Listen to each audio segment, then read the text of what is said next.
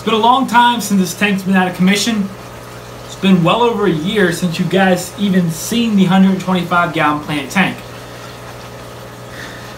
All I know is I'm glad to see it up and running again. And it's time to tell you guys on where this tank's been. So right now I'm actually sitting in front of two 125 gallons aquariums. There's one here, which you guys can't see, and there's this one right here. My 125 gallon used to be the icon of my channel. It's what everyone loved. When you thought Wayne's Fish World, you thought that 125 gallon planet tank. We're going to make this as quick as possible. Long story short, my 125 gallon had a bacterial problem that wiped the tank clean of all inhabitants in the aquarium. And after that, I disappeared from YouTube a while, and if you guys want to know what I'm talking about, I'll put that video in the description below on what I was talking about, where I went, and what I was doing. But I've come back. About a year ago, I actually purchased this 125 gallon for $100. I knew what I wanted to do. This 125 gallon below me used to be the old freshwater planet tank.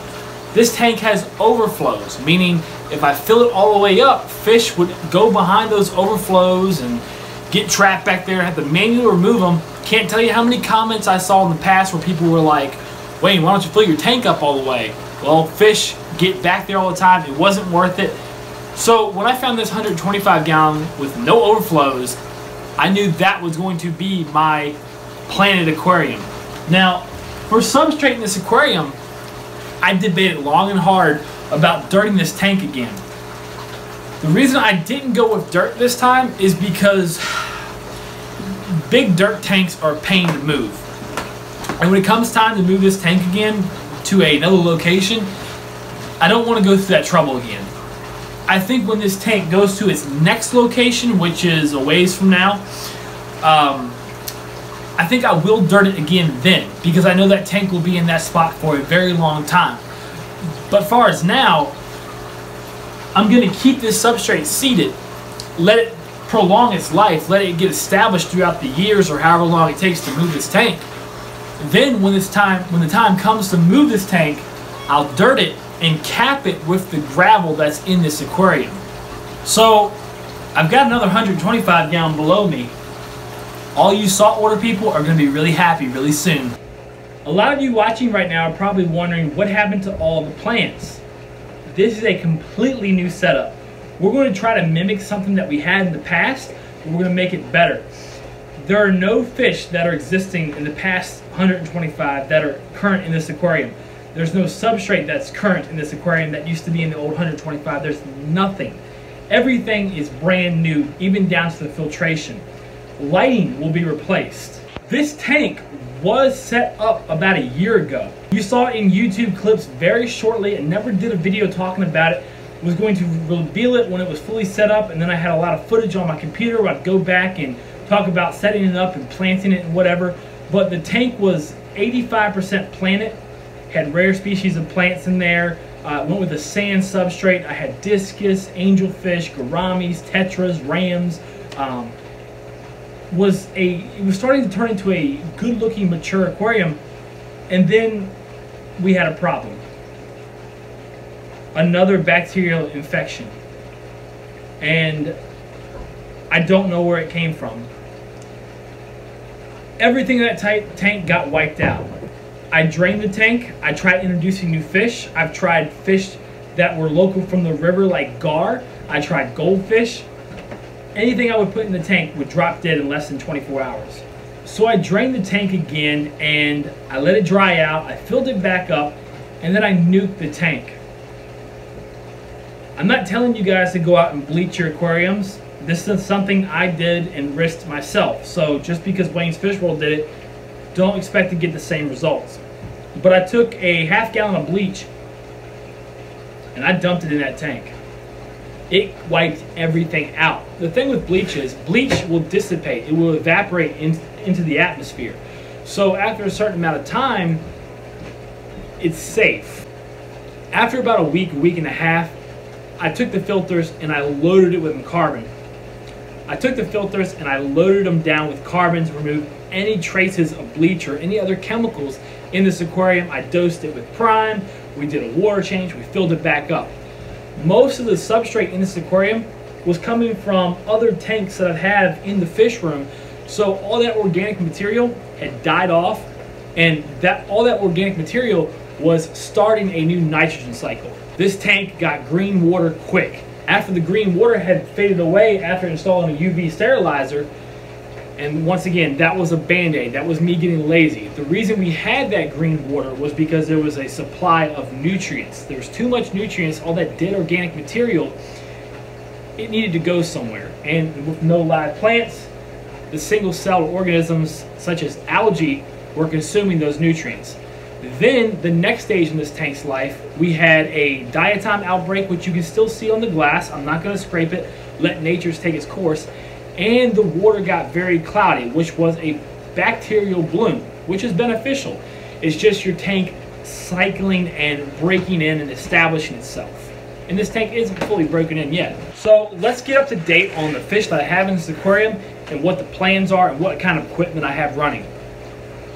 So for filtration, simple. No canister filters. We've got 4 Aqueon 5575 hang on the back filters powering this aquarium. Each one of those filters run 400 gallons an hour. That's 1,200 gallons an hour overturning every hour in this aquarium, which is 125 gallons. The reason I chose these filters is because I preach these filters all the time. The number one reason is because, one, their pump is in the water. So if a power outage occurs, guess what? I don't need to prime these filters. Also, these filters are strong. Mechanical filters remove debris from the water. My biological filtration is this gravel right here. And going hand in hand with that water flow, the filters are providing water flow adequately enough so I don't need power heads. And they're strong enough to remove any debris in the water column because they have such a strong pump. Second of all, they've got a big chamber back there which I can run carbon or phosphate media or anything I need to do. So they're aiding my beneficial bacteria by providing enough water flow. They're strong enough to remove any debris in the water column. I don't have to prime them if the power goes out, and I can store chemical media in them. They're a win-win situation. So after the nitrogen cycle had completed, the tank was still fairly new, very cloudy. I introduced 3 ballast sharks from PetSmart, I believe. One of the ballast sharks that was roughed up did pass about a week or 2 ago for unknown reasons. When I purchased that fish, I told the associate at PetSmart just to bag me up 3 ballast sharks. One of them that did pass was the roughest looking one, so I'm assuming the reason for death were prior, and it finally caught up to the fish. While those ballast sharks were introduced to the 125 gallon, in my 29 gallon quarantine freshwater tank, I had 4 angelfish waiting. I acquired these angelfish from the James River Aquarium Society auction back in, I believe, October.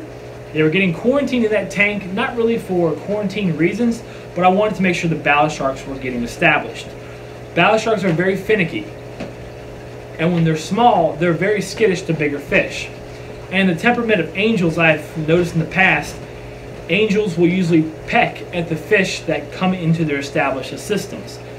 Ballast sharks being so small, I've had this problem in the past. The ballast sharks freak out, they dart, they scratch off their slime coat, and then they become susceptible to diseases and parasites, and most of the time that will be the end of them.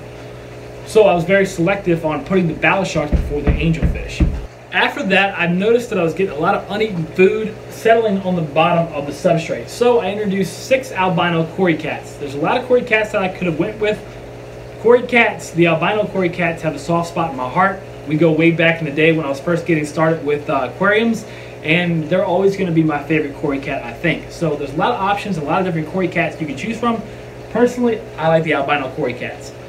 So some of the other fish that I want to get established in this system are different species of rams, such as German blue rams, electric blue rams, maybe golden rams, maybe Bolivians. I want to get certain species of plecos you don't see very often, and you pleco fans are definitely going to like that. I really want a ghost, a phantom blue pleco, maybe a phantom green, gold nugget perhaps. But as far as the plants, there's one lonely crypt plant in here, and I just stuck it in there to do it. But I have this aquascape in my head, and I may add some more of this driftwood on this side. Not entirely sure. The way this tank's going to be aquascaped is going to be for the fish. The second I put this driftwood in the system, the ballast sharks became right at home. The angelfish come up to it. Everything feels more secure in this system with hiding spots. The more hiding spots you give your fish, the more they're going to come out. There's one thing I have to address. These angelfish are starting to pair off, I've noticed. When angelfish breed, their temperament becomes very aggressive. Angelfish are moderately aggressive, but when they breed, they can kill everything in your system if they're good parents. So, I'm going to be adding more angelfish to dilute the aggression, kind of like African cichlids. I plan on putting some gold angels in here, some marbles, some silvers, and maybe some other species. Discus are probably not going in this system. There's going to be certain species of tetras going in here as well. If you guys have any suggestions, I've been thinking about putting maybe a freshwater eel in here, maybe a ghost knife fish or something, but leave the thoughts and comments in the section below on what you guys would like to see in here. I'm really excited to get this tank up and going again. This was the icon on my channel.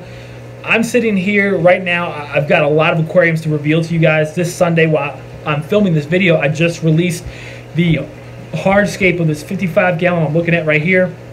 I've got this tank which are housing my shabumpkins right now, which they will go outside in the springtime, but that's going to probably turn into an iwagumi tank. My African cichlid 75's there, my goldfish 75's right there. I've got to put lighting on this tank, that tank, this tank, that tank. I've got to plant that tank, plant this tank, plant that tank, plant this tank, put new lighting on this tank. The fluvels, I'm not giving fluval a bad name, but a lot of the LED diodes are burning out on those light fixtures, and that's not going to happen. I need equal light distribution in this aquarium. I got a lot of good things in my head, and it feels good to be back, guys. The tank below me right here, I've got to finish this tank before I set this tank up. The tank below me is going to be a saltwater tank. You guys are going to love it. I'm going to tell you a little bit about the aquascaping for this tank. Let me switch gears. So on this side of the aquarium, I'm going to mimic sort of what we had going on before. This is going to be more of the hardscaping side. On this side of the tank, this is going to be more Amazon looking, and it's going to, you can see how ghetto I am, shining a light on my face. But anyways, this is going to be more of an Amazon side, and it's going to taper into more stem plants. This side over here is going to be more open swimming area for the angels and the bigger fish that I put in here, maybe electric blue acaras again. And on this side, this is going to be where a lot of the fish will seek shelter. As far as breeding spots for the angels, I really don't have any tendency to breed them. Like I said, they are pairing off slowly. I think one of the platinums is going to pair with one of the double dark angels, but I've noticed they're hanging out in this area right here, defending this territory, and you can see where they've been fighting, definitely establishing dominance in the aquarium. The kois are growing super fast. That's the one thing about this tank, is I've got to remember to put the fish before my own needs, and I've always done that. And once again, this rock is not going to stay there, or maybe not even the tank. That's just weighing down all this driftwood. That way it doesn't float back up. It is still curing in the system. I am going to address this right here. Everybody probably watching has been wondering what's up with this ugly pump in the aquarium. This pump is 700 gallons an hour, and it's powering the UV sterilizer, which is 36 watts. I am going to remove that UV sterilizer and put a different form of UV sterilization on this aquarium, and it might be in the form of a Aqueon 18-watt sterilizer, or maybe a canister filter with UV sterilizer built in. I really want one of the Aqueons, but the website says it'll fit the lip of 125 or 150 gallon, but I don't know. If anyone has one of those 18-watt UV hang on the back sterilizers made by Aqueon running on 125 or 150, let me know if it fits on the lip of your aquarium, because I don't want to go out and buy something and it not fit, you know. So the next step for this aquarium is going to probably be adding a few more fish that I want to put in here. Maybe, well, I'll keep that quiet for now. I've already told you enough. After I add probably a couple more fish, I need to address the lighting, because once again, some of the diodes on the fluval lightings are burning out. So I need to address the lighting issue. And after that, it's time to plant this aquarium. And I'm very excited to do that, and I'm very anxious to do that. Can't wait. I'm really happy with the substrate I chose. Once again, it's not gonna have the benefits as dirt would and other substrates, but this black gravel by Estes is gonna make all the plants pop. Blacked out background, filters are black. It's hiding everything. It's concealing all the equipment. And once I plant it, the equipment and everything's gonna hide even more. Guys, tell me what you think about the direction this tank is going. Are you happy to see the return of the 125? It's gonna be better than it's ever been before in the past. Let me know what fish you guys want to see in this tank. If you guys want to see more of this fish tank and other ones that I haven't revealed and some that I have, definitely subscribe to this channel. Hit the bell button. That way you guys can be notified when I release new content. Until next time, I'll see you guys next Sunday with a brand new video. I've been Wayne with Wayne's Fish World. Later.